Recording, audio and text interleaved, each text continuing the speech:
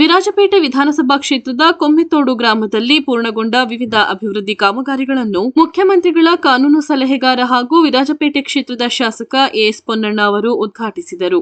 ಗ್ರಾಮದಲ್ಲಿ ಈ ಹಿಂದೆ ಸ್ಥಳೀಯ ಪ್ರಮುಖರ ಮನವಿಯಂತೆ ನಿರ್ಮಿಸಲಾದ ಬದ್ರಿಯಾ ಜುಮಾ ಮಸೀದಿ ಕೊಮ್ಮತೋಡುವಿನ ನೂತನ ಕಚೇರಿ, ವೇದಿಕೆ ಹಾಗೂ ಕಬರ್ಸ್ಥಾನದ ಆವರಣ ಗೋಡೆಯನ್ನು ಲೋಕಾರ್ಪಣೆಗೊಳಿಸಿ ಮಾತನಾಡಿದ ಶಾಸಕ ಪೊನ್ನಣ್ಣ, ಕಬರ್ಸ್ಥಾನದ ಆವರಣ ಗೋಡೆ ನಿರ್ಮಾಣಕ್ಕೆ 30 ಲಕ್ಷ ರು ಅನುದಾನ ಒದಗಿಸಲಾಗಿತ್ತು. ಇದೀಗ ಇದರ ಕಾಮಗಾರಿ ಪೂರ್ಣಗೊಂಡಿದ್ದು ಕಾಮಗಾರಿಯ ಗುಣಮಟ್ಟವನ್ನು ಪರಿಶೀಲಿಸಿ ಲೋಕಾರ್ಪಣೆಗೊಳಿಸಲಾಗಿದೆ. ನನ್ನ ಅವಧಿಯಲ್ಲಿ ಎಲ್ಲಾ ಜನಾಂಗದ ಅಭಿವೃದ್ಧಿಗೆ ಸದಾ ಸಿದ್ಧನಾಗಿರುವುದಾಗಿ ತಿಳಿಸಿದರು. ಜಮಾತ್ ಅಧ್ಯಕ್ಷರಾದ ಕೋಳುಮಂಡ ರಫೀಕ್ ಮಾತನಾಡಿ, ಶಾಸಕರು ಜಿಲ್ಲೆಯ ಸರ್ವಜನಾಂಗದ ಅಭಿವೃದ್ಧಿಗೆ ಶ್ರಮ ವಹಿಸುವ ನಾಯಕರಾಗಿದ್ದಾರೆ. ರಾಜ್ಯದಲ್ಲಿಯೇ ಮಾದರಿ ಶಾಸಕರಾಗಿರುವ ಪೊನ್ನಣ್ಣ ಅವರ ಅವಧಿಯಲ್ಲಿ ಜಿಲ್ಲೆಯಲ್ಲಿ ಹೆಚ್ಚಿನ ಅಭಿವೃದ್ಧಿಗಳು ನಡೆಯಲಿ ಎಂದು ಆಶಿಸಿದರು. ಕೊಡಗು ಜಿಲ್ಲಾ ಅಲ್ಪಸಂಖ್ಯಾತ ಘಟಕದ ಅಧ್ಯಕ್ಷರಾದ ಅನೀಫ್ ಮಾತನಾಡಿ, ಶಾಸಕರ ಪ್ರಯತ್ನದಿಂದ ಜಿಲ್ಲೆಯಲ್ಲಿ ಹಲವಾರು ಕಾಮಗಾರಿಗಳು ಪ್ರಗತಿಯಲ್ಲಿದ್ದು ಮುಂದಿನ ದಿನಗಳಲ್ಲಿ ಉದ್ಘಾಟನೆಗೆ ಸಜ್ಜುಗೊಂಡಿವೆ ಎಂದರು. ಕಾರ್ಯಕ್ರಮದಲ್ಲಿ ಜಮಾತ್ ವತಿಯಿಂದ ಶಾಸಕ ಪೊನ್ನಣ್ಣ ಅವರನ್ನು ಸನ್ಮಾನಿಸಿ ಗೌರವಿಸಲಾಯಿತು. ಈ ಸಂದರ್ಭ ಮಸೀದಿಯ ಧರ್ಮಗುರುಗಳಾದ ಹಮೀದ್ ಸಕಾಫಿ, ಮಹಮ್ಮದ್ ಹಾಜಿ, ಹಂಸ ಹಾಜಿ, ತಾಲೂಕು ಬಗರ್ ಹುಕುಂ ಅಧ್ಯಕ್ಷ ಸಲಾಂ ಸೇರಿದಂತೆ ಮತ್ತಿತರರು ಉಪಸ್ಥಿತರಿದ್ದರು.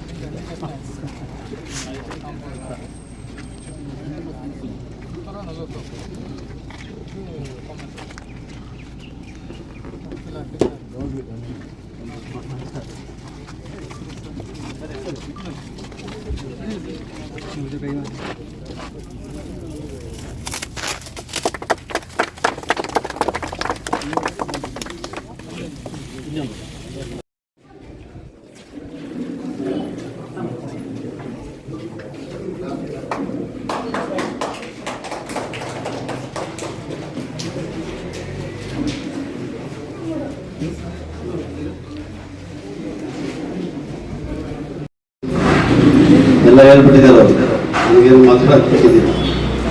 ಅದು ಇಷ್ಟೇ ಹೇಳ್ತೀನಿ, ಅಭಿವೃದ್ಧಿ ಕೆಲಸದಲ್ಲಿ ನಾವು ತಾರತಮ್ಯ ಮಾಡಬೇಕು. ಜಾತಿ ಇರ್ಬೋದು, ಧರ್ಮ ಇರ್ಬೋದು, ಪಕ್ಷ ಇರ್ಬೋದು, ಇದೆಲ್ಲವೂ ಕೂಡ ವೈಯಕ್ತಿಕವಾದಂಥ ವಿಚಾರ.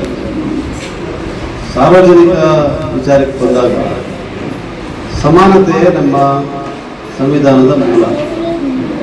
ಎಲ್ಲರೂ ಒಂದೇ. ರಸ್ತೆ ಮಾಡಿದ್ರೆ ಅದರಲ್ಲಿ ಹಿಂದೂಗಳು ಓಡಾಡ್ತಾರೆ, ಮುಸಲ್ಮಾನರು ಓಡಾಡ್ತಾರೆ, ಕ್ರೈಸ್ತರು ಹೋಗ್ತಾರೆ, ಜಾತಿಯಲ್ಲಿ ಎಲ್ಲ ಜಾತಿಯವರು ಹೋಗ್ತಾರೆ, ಎಲ್ಲ ಪಕ್ಷದವ್ರು ಹೋಗ್ತಾರೆ. BJP-ಅವರಿಗೆ ಒಂದು, JDS ಅವ್ರಿಗೆ ಒಂದು, ಕಾಂಗ್ರೆಸ್ ಅವ್ರಿಗೆ ಒಂದು ರಸ್ತೆ ಮಾಡ್ತಾರೆ.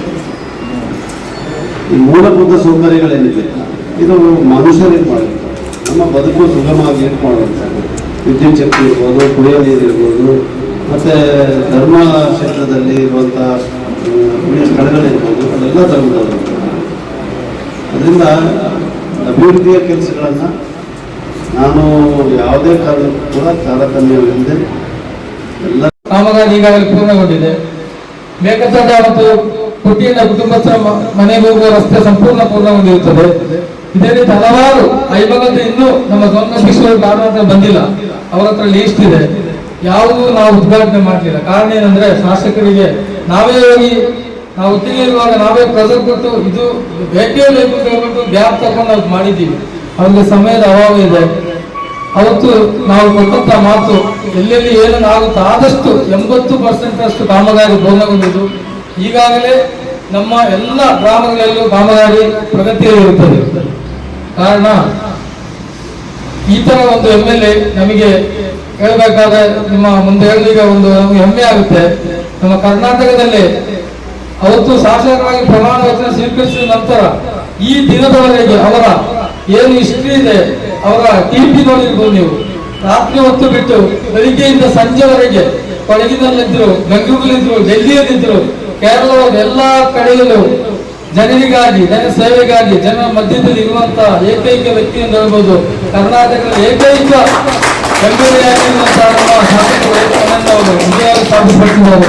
ಇನ್ನು ಮುಂದಕ್ಕೂ ನಮ್ಮ ಈ ಸಹಕಾರ, ಈ ನಮ್ಮ ಒಗ್ಗಟ್ಟು, ಇವರು ಒಟ್ಟಿಗಿದ್ದರೆ ಇನ್ನೂ ವೇದಿಕೆಯ ಗಣಪತಿ ಅಭಿವೃದ್ಧಿ ಅಧಿಕಾರ ನಮ್ಮ ನೆಚ್ಚಿನ ನಾಯಕರಾದ ಎಸ್ ಅವರೇ, ವೇದಿಕೆಯಲ್ಲಿರುವ ಧರ್ಮಗೌಡ, ಇವರು ಗುಲಾಬನ ಅಧ್ಯಕ್ಷರು, ಉಪಾಧ್ಯಕ್ಷರು ರಫೀಕ್ ಅವರೇ, ಮಧುವರ ಸಲಾಂ ಅವರ ರಾಜೇಶ್ ಅವರೇ,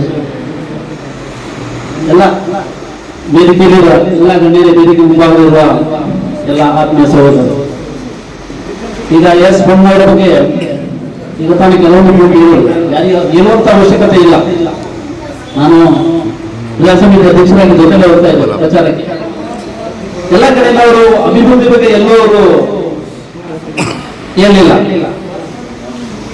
ಸಂವಿಧಾನ ಅಡಿಯಲ್ಲಿ ಸೌಹಾರ್ದತೆ, ಎಲ್ಲಾ ಧರ್ಮದವರಿಗೆ ಶಾಂತಿ ಸಮಾಧಾನದಿಂದ ಬದುಕುವಂತ ಅವಕಾಶ ಮಾಡಬೇಕು ಅಂತ ಮಾತು ಎಲ್ಲರೂ ಹೇಳ್ತಾ ಇದ್ದಾರೆ. ಆದರೆ ಇವತ್ತು ಶಾಸಕರಾಗಿ ಆಯ್ಕೆಯಾಗಿ ಬಂದು ವಿರಾಜಪೇಟೆ ಕ್ಷೇತ್ರವನ್ನು ಮಾದರಿ ಕ್ಷೇತ್ರವನ್ನಾಗಿ ಮಾಡುವ ಪಣತೊಟ್ಟು ಈಗ ತಾನೇ 1500 ಕೋಟಿಗೂ ಅಧಿಕ ವಿವಿಧ ಇಲಾಖೆಗಳಿಂದ ನಾವೆಲ್ಲ ಇದುವರೆಗೆ ಕೇಳಿಸಿದಂತ ಹೊಸ ಇಲಾಖೆಗಳನ್ನು ಕೂಡ ಅನುದಾನ ತಂದು ನಮ್ಮ ಕ್ಷೇತ್ರಕ್ಕೆ ಮಾದರಿ ಕ್ಷೇತ್ರವನ್ನಾಗಿ ಮಾಡಲು ಹೊರಟಿದ್ದಾರೆ. 30 ವರ್ಷಗಳಿಂದ ಆದಂತಹ ಕಾಮಗಾರಿಗಳು ಹಲವಾರು ಜನ, ಅದಕ್ಕೆ ಉದಾಹರಣೆ ಇದೆ ಒಂದು ಕಟ್ಟಡ, ಸುಂದರವಾದ ಕಟ್ಟಡ. ಅದರ ಜೊತೆಗೆ ಅಲ್ಪಸಂಖ್ಯಾತರಿಗೆ ಪ್ರತ್ಯೇಕವಾಗಿ ಒಕ್ಕೂಡು ಅಲ್ಪಸಂಖ್ಯಾತ ಅಭಿವೃದ್ಧಿ ಇಲಾಖೆಯಿಂದ 25 ಕೋಟಿ ಅನುದಾನವನ್ನು ತಂದು ಅದರ ಭಾಗವಾಗಿ ಆಲ್ಮೋಸ್ಟ್ ಎಲ್ಲ ಮಸೀದಿಗಳಿಗೂ ಕ್ಷೇತ್ರದ 99% ಮಸೀದಿಗಳಿಗೂ ಆಗಿದೆ ಸರ್. ಕೆಲವೊಂದು ಡಾಕ್ಯುಮೆಂಟ್ ಟೆಕ್ನಿಕಲ್ ಇಶ್ಯೂಯಿಂದ ಮಾತ್ರ ಆಗಿಲ್ಲ. ಅದು ಬಿಟ್ಟರೆ ಕ್ಷೇತ್ರದ ಎಲ್ಲ ಮಸೀದಿಗಳಿಗೂ ಈಗಾಗಲೇ ಅನುದಾನ ಬಂದಿದೆ. ಅದೇ ರೀತಿ